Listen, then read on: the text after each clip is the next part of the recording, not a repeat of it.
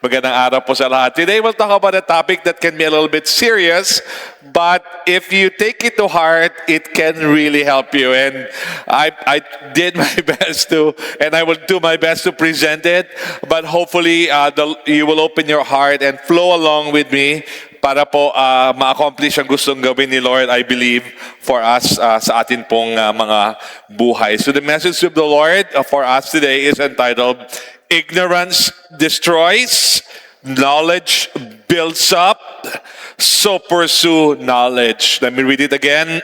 Ignorance destroys, knowledge builds up, so pursue knowledge. So sa atin pong newsletter, nilagay ko doon, we are familiar with the words, lamang ang may alam, or knowledge is power.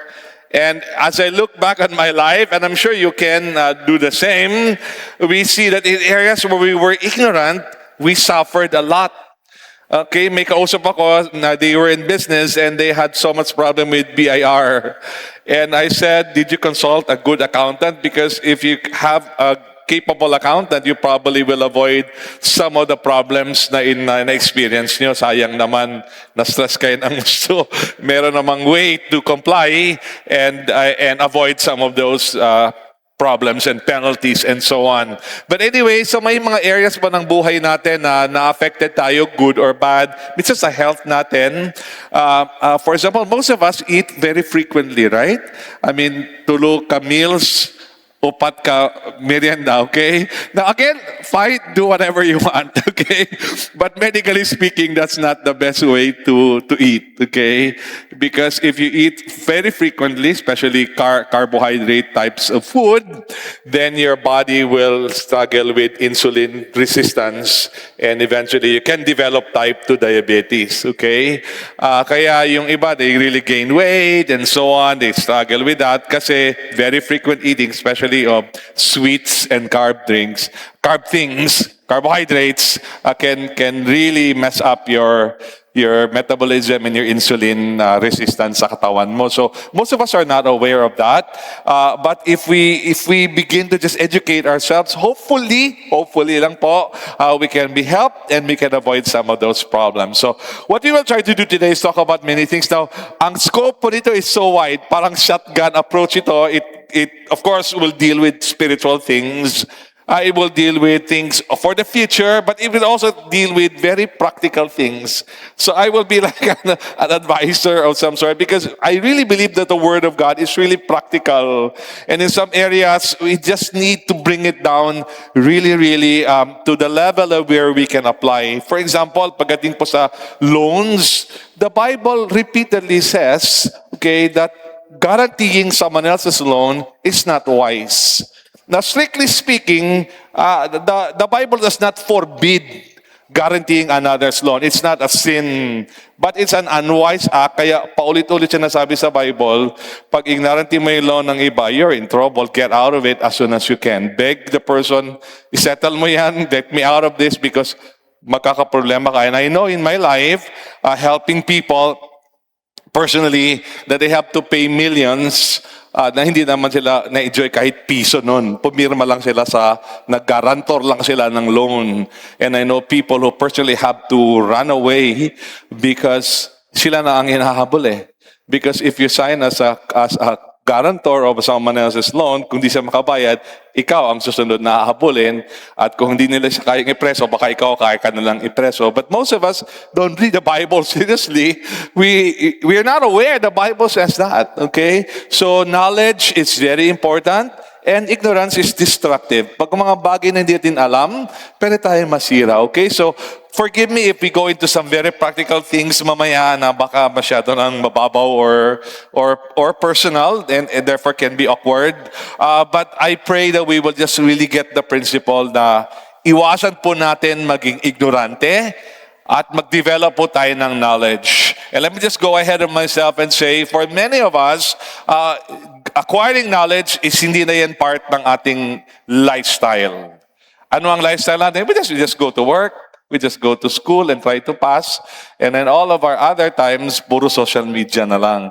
Which is mga memes, mga kung ano mga snippets doon, mga reels, yun lang ating tinitingnan. We don't educate ourselves. Okay? Kaya nga, sometimes when you listen to people and they're very rich and famous, you say, wow, dahil lang may alam siya na hindi alam ng iba, sikat at mayaman na siya. What if inaral ko rin yung alam niya? Baka pwede na akong yumaman. Or something like that. And you realize that, and we're not doing that for earthly things. The point is, the principle lang po. What people use to succeed, if you get those, then you will also succeed. Hindi kailangan sila lang ang ma-promote, tayo pwede rin ma-promote kung ayusin lang natin, let's educate ourselves, let's avoid being ignorant about something. So that's the big picture. So hopefully po, it will be helpful for us today. All right. Ignorance destroys and knowledge builds up. Okay, so this is a very important principle in any area of life that you are ignorant. You can be deceived, taken advantage of, and eventually possibly destroyed. In fact, marami sa atin naloloko tayo parati, di ba? Dahil we function more emotionally rather than smartly or intellectually or intelligently. Okay? Kaya nga, I sometimes, di ba kahit nga yung mga scam ng mga double your money or whatever, kapa or whatever, parang sirang plaka na yan, naloloko pa rin ng tao. Okay? Alam na natin, if it's too good to be true, it's not true. Okay? If it's too good to be true, it's not true. Okay? I was talking to a fellow accountant, fellow CPA, sabi ko, it cannot work, bro. Sabi niya, puro siya nag-explain. Later on, he got into trouble sa mga ganong investments. Kasi halata naman masyado yan. No? They do not earn that much money to give to you. So yung mga unang pumasok, kikita. Yung sunod, mga kasunod, iiyak na. So we don't want that, all right? Yet in any area, whether you're acquiring knowledge and using it rightly, you are strong in those areas. You can make good decisions and correct choices that will build up your life up in your family and ministry instead of lead to destruction. Our key verse, but there will be many verses, is in Hosea 4:6. And the word of God says, "My people are destroyed for lack of knowledge." Now, ang doon, talk about spiritual knowledge, etc. But the same principle. Anong area hindi mo alam, okay, then pwede kang masira doon, pwede kang maloko doon, etc. That's why sometimes we really have to educate ourselves. Bisa nga, pag mayroon mang offer for business or products, before you say yes, sige, let me think about it. Ganun muna. Kasi kung bayad ka agad, hanggang ngayon lang itong promo nito, last day na ngayon, nagpaloko ka naman. Yung last day niya, 1 month na, yan, last day na yan. 30 days na yan, nag-last day, okay? So dapat mag-isip ka lang ng konti, pag-aralan mo, and hopefully, with knowledge, you can make a better decision. John 8:32, Jesus said, "And you will know the truth, and the truth will set you free."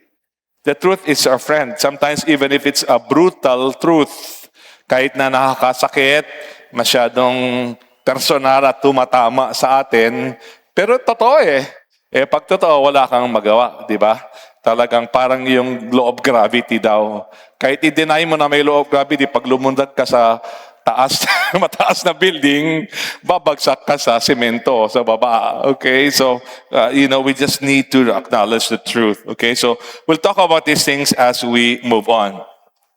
Knowledge in the Bible is applied information and relational knowledge, not mere possession of data. Okay? So ito siya, sa Bible, knowledge is knowledge, kasama yung information and data, but in the Bible, it is really applied and it is really also relational. Okay, sa broken, sinful world, and we'll talk about that, nakaseparate na yan. Pwedeng alam mo, pero hindi mo ginagawa. Sa Bible, dapat magkasama yon.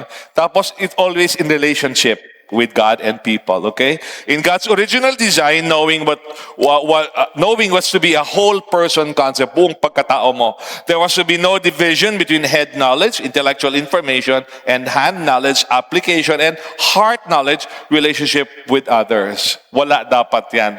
Yun ang plano ni Lord. Buo. Hindi ka naniniwala ng isa at ibang ginagawa mo. Hindi po yan ang plano ni Lord. Ngayon, uso na yun, di ba? Iba ang pinaniwalaan mo, ibang ginagawa mo. Hindi yan ang design ni Lord. The division came after man had allowed sin to infect his heart and divide his being. Now we have people who have much intellectual knowledge but treat people very badly. Some even have no consciences so as to steal, kill, or destroy without feeling guilt or remorse. Okay, so someone used the term dahil mind mentality. People with mentality without morality are very dangerous people. Maraming alam pero walang magandang values, very dangerous people. But dapat naamoy mo pag yun ang kausap mo. Para before ka maloko, nalaman mo na kaagad, okay? So yun ba? And so you need to somehow be aware. And I really pray that we can really open our hearts kasi the goal of this is we can, of course, get close to God, get close to people, and then be effective in our walk with God and in our ministry. But also avoid very practical losses, yung mga very practical na mga bagay. Kasi iba sa atin, harap-harapan ka na niloloko, hindi mo pa alam. Para ka sa sabihan, patanga mo naman, bro! Hindi ka naman nag-isip. Binigay mo yung 50,000 mo doon, tapos walang binigay na papel sa'yo. Di-deny lang niya natanggap niyang pera, tapos na. Kahit saan ka magreklamo, wala kang laban. Wala kang ebidensya di ba? I mean, nag-isip ka, parang gano'n, or whatever, yung amount binigay mo, etc. So, parang gano'n, no? Anyway, our goal is to return to God's original design and live holistically where knowledge is at the same time intellectual and practical and relational. Yun po si God. Kay God, ang knowledge niya is intellectual, but something that ginagawa, applied, and something na relational. Hindi nawawala yung connection sa Diyos at tao. Hindi nawawala yon. Dapat kung matalino ka, mabuting tao ka. Ulitin ko, kay God, kung matalino ka, dapat mabuting tao ka.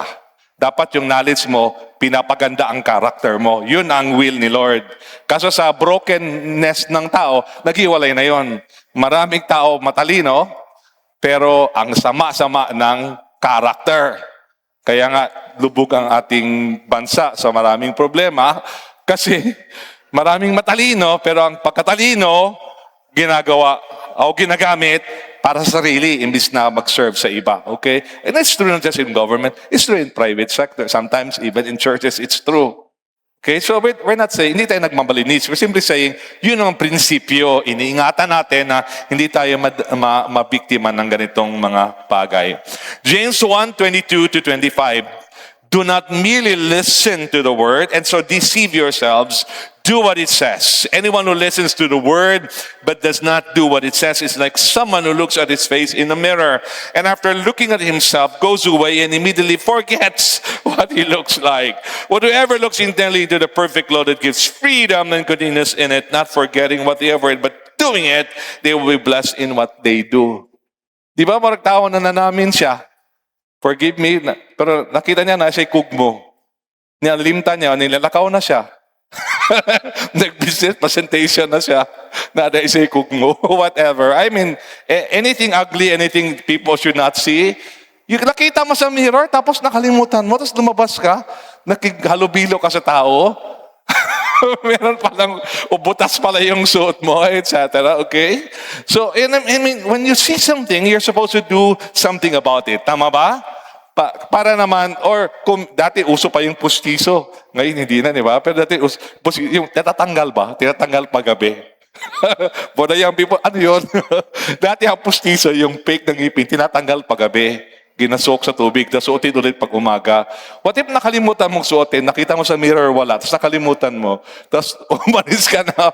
Imagine mo, wala kang ngipin, kaharap mo mga tao. So, the same po, when we know something, we're supposed to do it so that we benefit and we don't suffer. Proverbs 1:29, since they hated knowledge and did not choose to fear the Lord. So if we hate knowledge, ay kawawa po tayo. It's not good. Genesis 4:1. Now Adam knew Eve his wife, and she conceived and bore Cain, and said, I have acquired a man from the Lord. Okay? Now, tinan mo ito ha. Adam knew his wife Eve. Anong klaseng knowledge yan? Hindi yan mental knowledge lang. That's a relational knowledge. It's also a knowledge of doing, kaya nga nagkaroon ng baby, nagkaroon ng anak, because relational knowledge is the deepest kind of knowledge. Hindi yan patalinuhan lang, kundi talagang may relationship involved. By the way, you don't have to literally hate knowledge per se to hate knowledge. Kung talagang wala kang tolerance for information or searching or thinking, talagang mahirap ang buhay ba? Talagang we would just be maloko lang tayo forever or followers lang tayo forever. We never rise to leadership kasi hindi man tayo gusto mag-aral or mag-isip or what, no? So I catch this and establish it in your heart and mind. It sounds simple, but it's very powerfully life-changing. All right. The Lord builds lives by truth and knowledge, while Satan destroys lives by lies and ignorance. Yan, pakitandaan po yan, okay? So, ginabuild ni Lord ang buhay natin by truth and knowledge. Di ba, Jesus is the way, the truth. Jesus is the truth, okay? And then, Satan destroys lives by lies and ignorance. Satan is the father of lies. Okay, and so sinisira tayo by ignorance, etc. But again, it's a relational thing. That's why kailangan magets natin ito. Si Eva was in the Garden of Eden, yung husband ni Adam. Okay, bakit siya naloko? Kasi ang kanyang approach is hindi relational. Sabi sa kanya ni Satan, did God really say? No, it's not true. You will not die, etc. Sa kanya, hindi siya relational. Dapat na-relate niya kay God kaagad yun. No, I know what God told me, and I love God, and I will stick to what God is saying. Tapos na, safe sana siya. Pero hindi man. So, yun na kaya po nagpumasok yung problema. So, let's think about this as we move on. God means of building up is through knowledge and wisdom, which is the right application of knowledge. So, wisdom is the right application of knowledge. Okay? Meaning, kung yung ginagawa mo, wais nga, in sense nga, maro, kabalo kay ka mga awat o tabunan ng pagkawat, hindi yan wisdom according to the Bible because it's the wrong application of knowledge. Okay? It's evil. And therefore, it's not called wisdom in the Bible. He is truth, and we are saved by truth. God is truth. We are saved by truth, transformed by truth, and mature and become fruitful by truth. Satan, on the other hand, wants us to be ignorant because if we are ignorant, he can deceive us. And if he can deceive us, he can steal from us, kill us, and destroy us. In instruments are lies, misinformation, and half-truths. Yan ang style ni Taning. Mga pamakak, mga mali nga impormasyon, i-twist ang impormasyon, tapos half-truths. Partly tama, partly mali. Delikado yon. Okay, so we need to avoid those. The implication is that you and I really need to pursue truth and learn to discern truth from lies and errors. We have to become so committed to truth that we don't tolerate lies and half-truths. So dapat makapulot ang mag-discern. Masimutan ni mo ba? Mabantayan ni mo na may mali diri, di man tama. Di naman good nag-agree somewhere, etc. But then also we should be so committed to truth that we don't tolerate lies and half-truths. Kaya po tayo naloko kasi in our minds, hindi man tayo committed to truth. Kung committed ka sa truth, ang lahat ng mali lahat yon. Kahit sino pa ang gumawa, kahit ikaw or mahal mo sa buhay, basta mali yon. Now, it doesn't mean there's no mercy, there's no grace. Meron naman, but kung tawagin mong tama yung mali, magulo talaga ang mundo niyan, di ba? Yung mali talaga yon. And then, magbago lang tayo, tulungan naman tayo ni Lord, patawarin naman tayo ni Lord kung talagang gusto din magbago. John 14:6, and Jesus said to him, I am the way and the truth and the life. So, truth si Jesus. John 17:17, prayer ni Jesus to the Father in heaven, sanctify them in the truth. Your word is truth. Tayo po nagiging holy, pure, clean, in the truth, through the truth. God's word is truth. Kaya sa Joshua 1:8, keep this book of the law, the scriptures, always on your lips. Meditate on it day and night, so that you may be careful to do everything written on it. Then you will be prosperous and successful. Eh maraming mga tao, di sila prosperous and successful kasi they're not thinking about the truth. Okay? Kaya kung puno ng lies ang isip at puso natin, okay, kaya dapat meron tayong intolerance. Dapat na tayong intolerance for lies. Dapat, like, bisa magtanong kang mga snippet, mga reel, pag dili natin hood, ayaw na tanawa. Kay maanad ka, malibog na kakadugayan ang mali, ang baka, tinuod na, ayan ang problema. Nalasanay na tayo ba? Parang junk food ba? Kung sige kakaon ng junk food, kadugayan ganahan na ka sa junk food. Di nakagana sa tinuod nga pagkaon, na healthy nga pagkaon. And before you know it, sakit-sakit na ka. So we don't want that, okay? And then it says in John 8:44, you belong to your father, the devil, and you want to carry out your father's desires. These are the people who were opposing Jesus. He was a murderer. The devil was a murderer from the beginning, not holding to the truth, for there is no truth in him.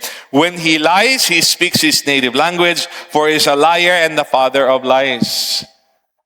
Si Satanas, sinungaling. At tatay ng mga sinungaling. Ang tanong, anak kaya natin tayo? Kung sinungaling tayo, baka anak na tayo. We may be children of the devil. Some people are children of the devil. Jesus said.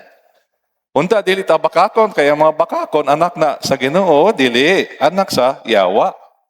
He is the father of lies and the father of liars, and we don't want that. 2 Corinthians 4:4, the God of this age, that's Satan, has blinded the minds of unbelievers so that they cannot see the light of the gospel that displays the glory of Christ, who is the image of God. So gina-blind niya gina-blind niya ang atong mga mata so that we cannot see what is the truth.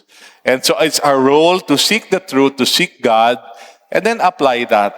Kasi alam mo, in God, walang distinction. Even the spiritual and the secular, it's an artificial distinction in a very real way. Connected lahat yan kay God, spirit, soul, and body, okay? But anyway, the truth of God applies, all right? Lack of applied and relational knowledge destroys lives, okay? So, kung wala ta application sa knowledge, ignorante gyud ta or kabaluta pero wala tayo ginabuhat, and wala tayo relational angle sa knowledge, and therefore madaot kita.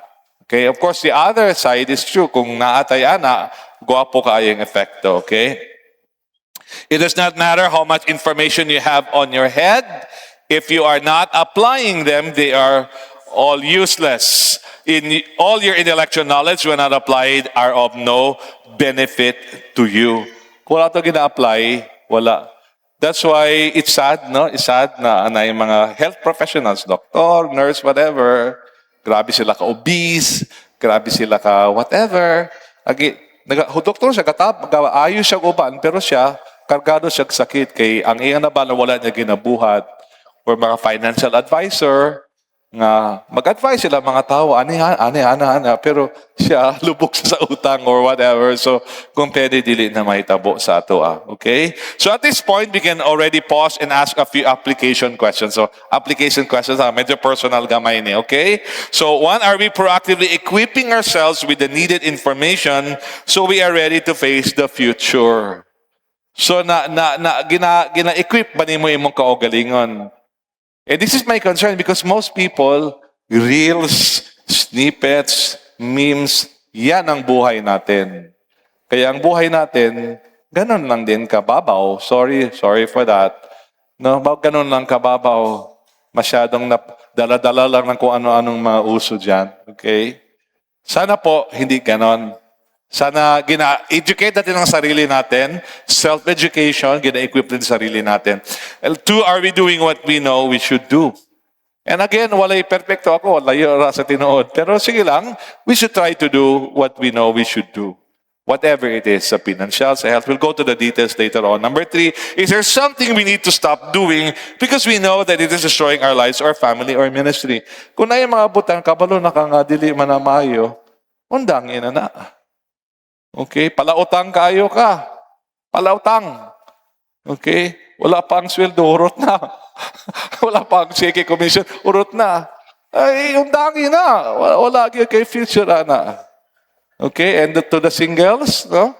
Huwag kang magkasawa ng taong hindi marunong mag-manage ng pera. Malaking problema ang pinapasukan mo. Lahat ng kita mo, ibibigay mo sa kanya, uubusin niya. Walang matitira sa iyo at saka anak ninyo. Gusto mo ng ganong impyernong buhay, bahala ka. Pero dapat mag-isip ka, okay? So, I know these are strong words, pero dapat nag-iisip po tayo eh. Kasi, sabi natin, people change. That's only true to a significant extent. It's true, but only for willing people. But some people are not willing. Some people are not willing. Huwag mong lokoy sarili mo, magbabago yan. Hindi, 15 years mo ng kasintahan yan. Talagang babaero, sugarol, adik yan. Huwag mong pakasalan yan. Okay? Mag-isip ka naman. Parang ganun. So, we're simply saying, arm yourself with knowledge and then admit the truth and then do something about it.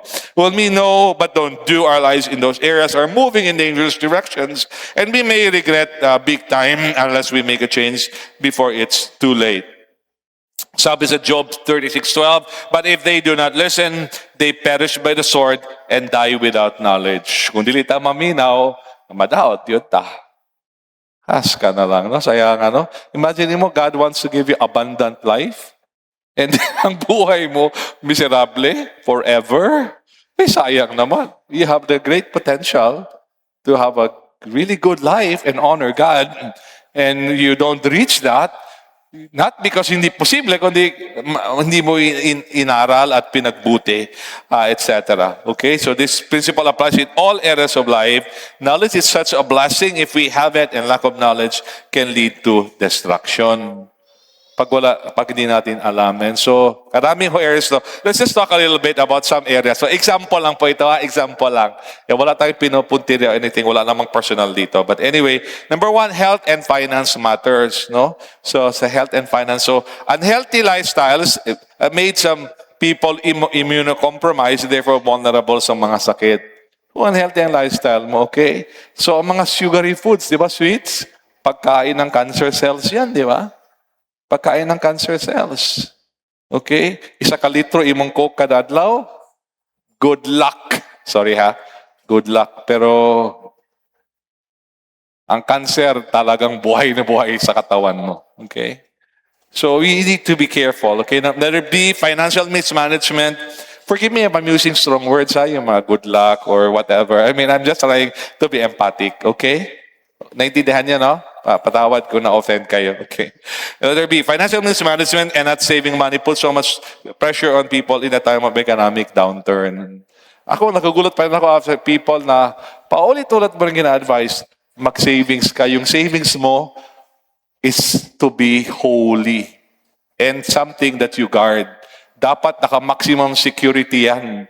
Hindi mo yan ginagalaw unless kahit mamamatay ka na. Something like that, okay? Pero talagin, no? Nagpalit sila, gwapo nga paddle, tanan sa pickleball. Ako'y pinakabati nga paddle. Palit po kong boomstick, 24,000. Parang nice po akong picture. Natanawa. Hurot imong savings. For what? Okay? And the point is, dapat yung savings yan, binabantayan mo yan, dapat nakagapos yan, hindi yan binubuksan unless grabe na kaseryoso. Amen? Letter 2, moral and family aspects of life. For example, not cutting off a wrong relationship when you know you should do it and now you're so heartbroken or things have become too complicated. Kabalo na ka, no? Dili gyud maayo. Tanan na lang yun, nadalaan ng relasyon sa imo, pangit, bagsak ka sa klase, away na mapin mo siya mga ginikanan, di sa mga barkada ni mo, di naganahan sa imo ha, imong kwarta, nakahurot na sa iya, etc. Come on, think about it, okay? And then cut off in Jesus' name. B, you consistently neglected your family life and now you're reaping your neglect by weak marriage and poor or negative relationship with your children. And this is so true. Even for people in ministry like me, na busy ta. Mingon ta, okay, kasabot na sila, importante si Lord, importante ministry. No, we just need to think, tama pa ba itong prioritizing ko, hindi na, etc. 3, spiritual matters. A, you do not practice regular Bible reading and prayer, so now you feel easily affected by negative news and feelings because you have not stored the Word of God in your heart and you have not learned to talk to God about your problems. So, kini siya ha? Here in our spirit family, we always remind people, read the Bible, pray, read the Bible, pray. Not because it's a church program, not because it will get you merits to go to heaven, but because it's good for you. And if you don't read the Bible and pray, more affected ka sa news. Okay? Sikag pamalikas, magtana ka o impeachment, sikag pamalikas. Okay? Kaya may problema dyan. Pero kung alam mo na, hindi nandiyan ang pag-asa natin eh. Our hope is not in the politics of the world. I mean, it can help. I'm not saying don't be concerned. I'm not saying don't be involved. I'm not saying don't pray. I'm not saying don't do anything positive to change society. All I'm saying is, ultimately, hindi yan ang magbabago ng mundo at buhay natin. Ultimately, si Lord pa rin, di ba? So, hindi ka masyado affected. Okay? Nagagalit ka pa rin. Yesterday, I was watching some of the impeachment na kwan. Minsan, mainis ka ba, pero sige lang, thank you, Lord. Happy pa rin tayo, positive pa rin, kasi alam naman natin, above and beyond dyan ang pag-asa natin. Amen.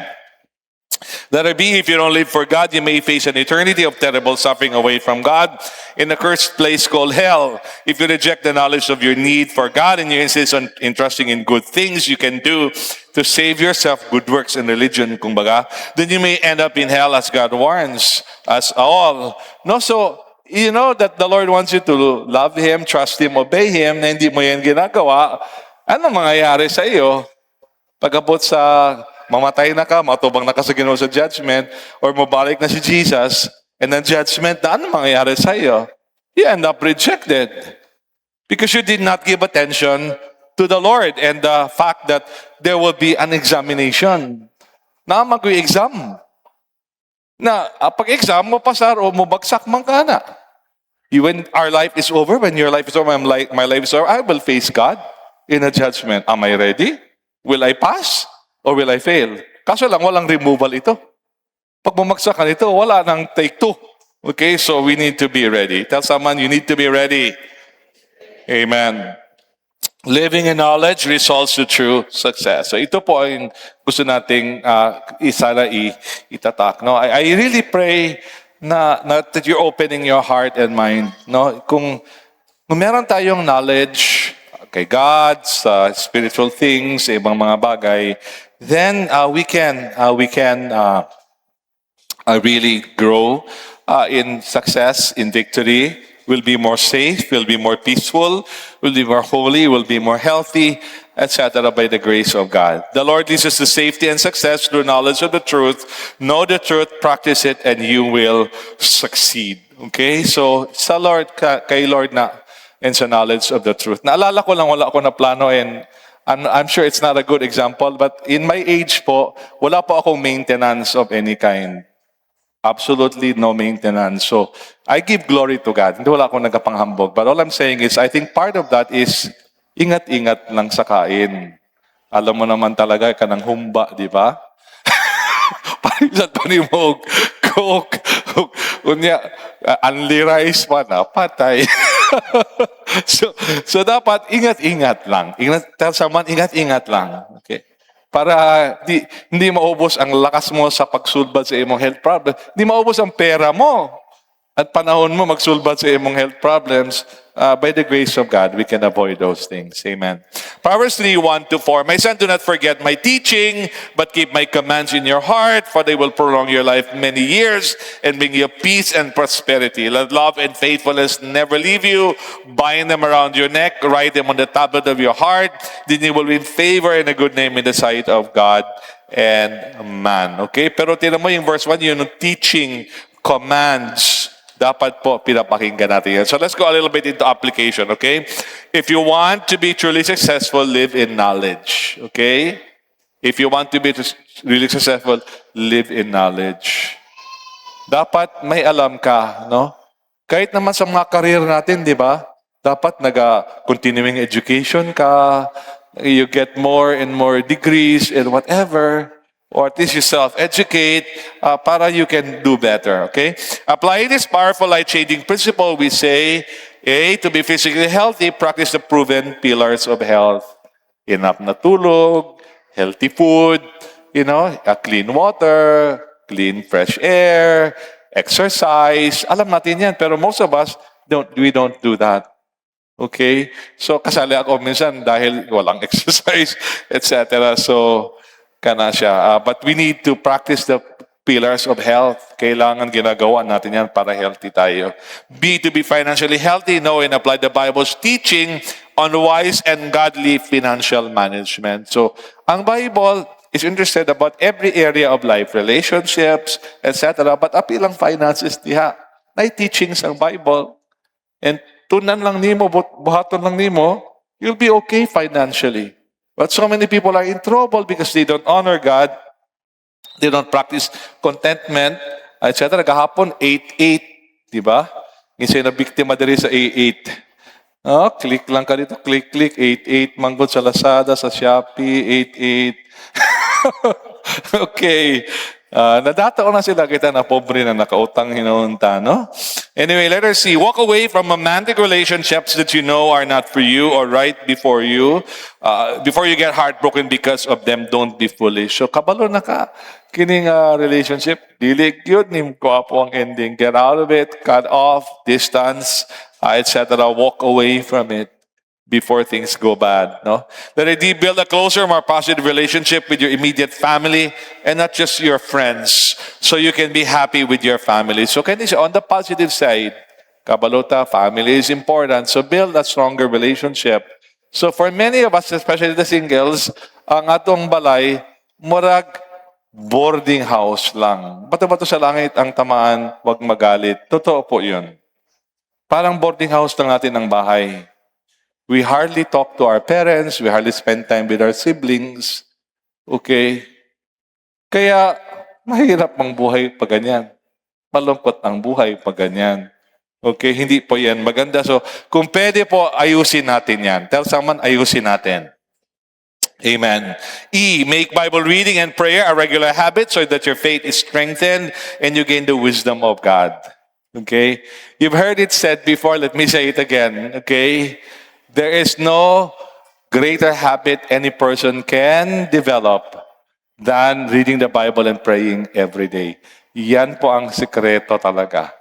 If you read the Bible and pray every day, you'll be okay. Not just sa spiritual, but sa intellectual, sa financial, sa ibang mga bagay. Kasi there's so many lies, so much untruth. But when you read the Word of God, maset free ka. One of the things na naalala ko ngayon as I'm talking to you, ako kasi may pagka-legalistic, self-righteous ako ba? Yung sobrang stricto. And then when I was reading yung story ni Joseph and Mary, Matthew chapter 1, sabi doon, because Joseph was a righteous man, he did not want to put Mary to shame kasi nabuntis si Mary na wala silang ginawa. E di siyempre, sa isip ng tao, meron, ibig sabihin, nagkaringking si Mary sa ibang lalaki. Okay? Nung nalaman ni Joseph, dahil righteous siya, niya pinahiya si Mary. Wala siya nanimalos kang Mary. Gusto niya mag-divorce, pero quietly lang. So na-learn ko, just by reading the Bible, kung righteous ka pala, forgiving ka pala. Hindi pala dapat pag righteous ka, ipaglaban mo. Nasaktan ka, ipahiya mo siya. Sirain mo siya dahil sinira niya ang puso mo. Winasak niya ang puso mo. Sirain mo siya. Kung totoo pa lang na righteous ka, mapagpatawad ka pala. Sabi ko, sa Bible lang, hindi mo na kailangan.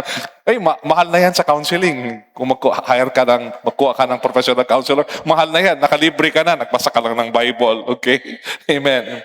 So anyway, I have to do some research on what is really happening in our country and in the world. Could there be some dangers ahead that we don't know about if we are not doing some study? Don't be destroyed by lack of knowledge. So, I don't know about you, but for me, yung Super El Nino, I have that at the back of my mind. Kasi sinabi na talaga ng mga experts yan, may Super El Nino na kaming.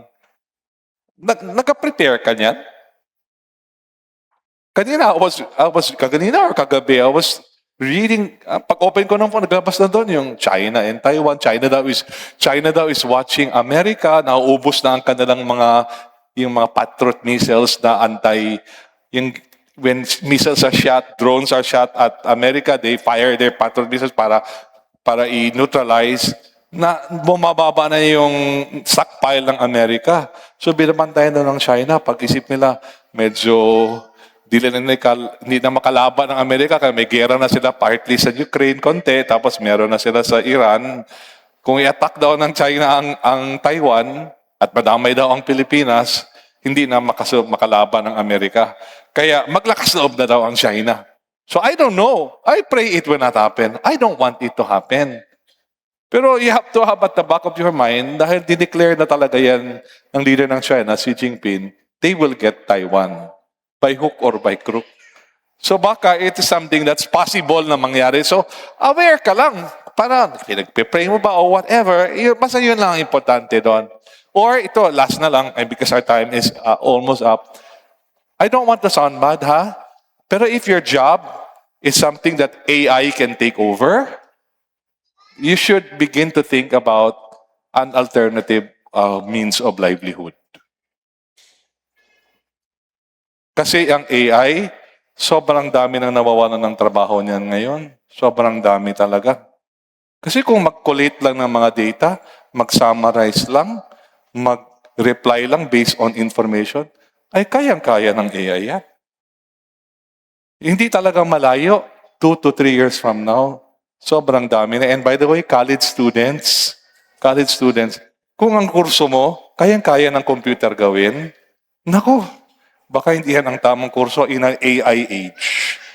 Because pag-graduate mo, may hawak kang diploma, useless na yun. Kasi kayang-kaya na ng computer yung trabaho mo. Yung pag-total, pag-divide, pag-sum-up, pag-summarize, kayang-kaya ng computer yan. Hindi na mag-hire ang company ng empleyado para dyan. Okay? Ang computer, walang overtime, walang basta na point, hindi nag-welga, walang overtime, hindi magpahinga, hindi matulog, etc. Okay? Walang kailangang benefit. Okay? Trabaho lang ng trabaho. Okay? So, aware lang po tayo. I don't want us to be worried. Please, huwag tayo ma-worry, pero nag-iisip ka lang. Okay? Kaya sabi nila, yung mga hand skills, yun ang hirap di gawin ng AI. Plumber, for example. Tubero ba? Tubero. Okay? Mahirap na gawin ng AI ang maglinis ng mga septic or mga ayan, i-develop natin yan siguro. Hindi yan basta-basta ma-take over ng AI or other things. Okay? Or electrician ba or whatever. I don't know, but the point is, think about it. Pero honestly, I'm serious. Mag-isip-isip lang po tayo para hindi tayo nagugulat. And para may time pa rin mag-transition. Okay. Letter G, most importantly, acquire a true knowledge of God, build a true relationship with Him, and live in that knowledge. Can we have the musicians? Okay. So ito ang pinaka-importante. Di ba sabi natin, applied knowledge? Una, dapat alam mo. Pangalawa, dapat ginagawa mo, applied. Pangatlo, dapat relational. And ultimately, ang relational knowledge has to do with God. So, tingnan natin ito. I want us to understand this by God's grace. John 17:3. Now, these are the words of Jesus. Anong sabi ni Jesus? Now, this is eternal life. Ito yung buhay na walang hanggan, that they may know you, the Father in heaven, they will know you, the only true God, and Jesus Christ, whom you have sent. Ano daw ang eternal life? It's a relational knowledge, or it's a relationship. To be truly saved is to know, have a relationship with the Father in heaven who made us, and with Jesus Christ, His Son, who died for us. Yan daw ang knowledge na kailangan natin. Okay? So, I pray mag-gets natin ito. Kasi hindi religion ang ginapag-usapan dito. Atin kag simba, hatag ka sa kabos, luwas na ka. No, relationship. Do you know God? Does God know you? In a relational way. Yun po ang importante. Kaya dapat dinidevelop natin ating relationship kay God. Amen? Kaya di ba yung maraming times may mga times sa Bible na na-reject sila, na Matthew 7, Matthew 25, ano sabi doon ni God sa kanila? I do not know you. I do not know you. Now, kung intellectual knowledge, alam ni God ang pangalan nila. Di ba? Kahit nga gaano kadaming buhok mo, alam ni God, di ba? God knows the number of the hairs of your head. God knows them intellectually. Pero sabi niya, I do not know you relationally. I don't know you. Hindi ka pwedeng pumasok sa langit. So I pray that for all of us, we'll get that serious. Let's have that relationship with God. Amen? Amen. And then, John 8:31-32, to the Jews who had believed him, Jesus said, if you hold to my teaching, you are really my disciples. Then you will know the truth, and the truth will set you free. So kailangan i-hold on natin ang teaching ni Lord. And by the way, please understand, yung simple lang na sabi doon, you don't just know the truth, you have to hold on to the truth. Then the truth can set you free. If you know the truth, but throw away the truth, if you know the truth, but put the truth aside, it cannot set you free. Dapat panghawakan mo at yakapin mo at, make it a part of your life so that it can set you free. Kaya we really encourage people, get to know God, grow in God, lumalim ka, talagang sirosohin mo so that it can set you free by the grace of the Lord. What we have talked about are very simple, basic truths. We were reminded that often it's not the complicated ideas that make a huge difference in our lives, but the simple ideas that we do regularly. And sa akin po, that's my approach. And sometimes I feel na for people who come, napakasimple naman ang tinuturo ni Pastor. Napakasimple naman. And if that's true, then I'm sorry. Pero kung baga parang you don't find it intellectually stimulating. But I pray that you would ma-develop yung practice natin kasi doon talaga nag-matter yung practice natin. I have a master's in theology. I can teach you theology. But I plan not to do that. Kasi kung nadami lang alam mo pero ang buhay mo bati gihapon, wala gihapon. Hopefully, bisan tama-tama lang ato nabalaan, pero atong kinabuhi, medyo tuliid gamay, pagrasya sa Ginoo, then mas okay na para sa ato. Refuse ignorance, stop being content with head knowledge only, thinking that it's not enough to have information stored in your brain. Apply the knowledge that God gives you, and most of all, be relationally connected to the one who created you, who loves you the most, and who wants to change your life if you allow Him to do that. Go to Him in repentance and faith, and don't delay. So, today po, the Lord is challenging you and me, okay, na let's avoid ignorance of any kind, and let's pursue knowledge, especially the application of knowledge and the relational knowledge. Let's know God, let's know the people that God has placed in our lives, because yan ho ang tamang klase ng knowledge na gusto ni Lord. So tama yon, knowledge is power, lamang ang may alam, lalo na pag ginagawa natin at kilala natin si Lord, sarili natin at ibang mga tao. Amen? Amen. Palapakan po natin si Lord. Thank you, Lord. Tayo po tayo lahat. Let's pray. Those joining us online, pray with us as well. Can you close your eyes? Can you raise your hands? And let's come before the Lord today in prayer. Come on, lapit tayo kay Lord. Let's draw near to God today. Father in heaven, we come to you right now in the name of Jesus. Lord, salamat. We thank you, God, that you are so good. You are so merciful and gracious. We come to you, Lord.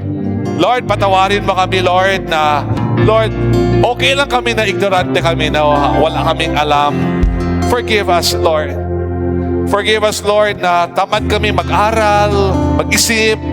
Okay lang sa amin, puro lang Instagram Reels, TikTok Reels, TikTok na mga sayo-sayo, kimbot-kimbot, mga Reels sa politika and so on sa Facebook. Lord, forgive us, God. Help us, Lord, na sana may substance naman ang buhay namin. Hindi naman puro lingaw-lingaw lang tanan. Lord, forgive us, God. Help us, Lord. Right now, help us, God. Right now, come on, pray to the Lord. Ask the Lord to help you. Lord, give me, Lord, the resolve, oh God. Lord, get the determination, Lord, na, Lord, I will study, I will think, I will meditate, I will research, I will pray. Help me, Lord, right now. And I will get to know you, God. I will know you, the Father and Jesus Christ, the one sent to save me. I will know you, Lord. Come on right now, pray to the Lord. Kung ano yung narinig mo na alam mo the Lord is talking to you about, come on, respond to God. Respond to God right now. Talk to God about what He's speaking to you today. Keep praying to the Lord. I want to talk to those who have not yet surrendered their lives to the Lord. If you're here today physically or joining us online, you've not yet given your life to the Lord, and God is inviting you, lapit sa Kanya, balik sa Kanya, come to God, return to God, give your life to Him. Would you do that today? Would you acknowledge that you are a sinner? Hindi mo kaya iligtas ang sarili mo. Your good works cannot save you. Religion cannot save you. But Jesus can save you. He wants to save you. But you need to acknowledge makasalanan ka and ibigay mo dapat ang buhay mo kay Lord, ang pagtitiwala mo kay Lord. Would you give your life to the Lord right now? Come on, just tell Him, Jesus, I'm a sinner. Jesus, I need you. Today, I understand. You died on Calvary. You died on the cross so I can be forgiven. Today, I put my faith in you. I surrender to you. Be my Lord and be my... Ikaw na magdumala sa akong kinabuhi. Ikaw na akong manluluwa. Sa imo anak ko mo salig ug mosunod. Come on, give your life to the Lord Jesus. So Lord, help us today. Salamat, Lord. Salamat, Lord.